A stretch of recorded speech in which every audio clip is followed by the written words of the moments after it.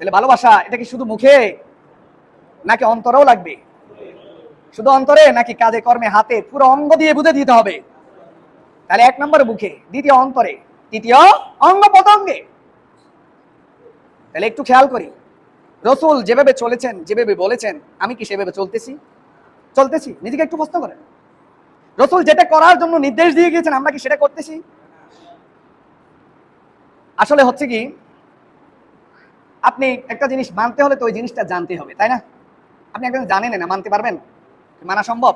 ধরুন আমি গাড়ি চালানো জানি না, তাহলে আমার পক্ষে গাড়ি চালানো, আমি এটা শিখি নাই, আমার জানা নাই, আমি কি চাইলে কি গাড়িতে উঠতে পারবো? পারবো? প্রত্যেকটা কাজই এমন। যেমন আমি বক্তৃতা দিচ্ছি, এটা আমার জানা আছে বা আমার অভ্যাস আছে, কিন্তু আপনাদের একজনকে দাঁড়িয়ে দিলে, যে জীবনে দাঁড়ান না কোথাও জনসম্মুখে, পারবেন? সম্ভব?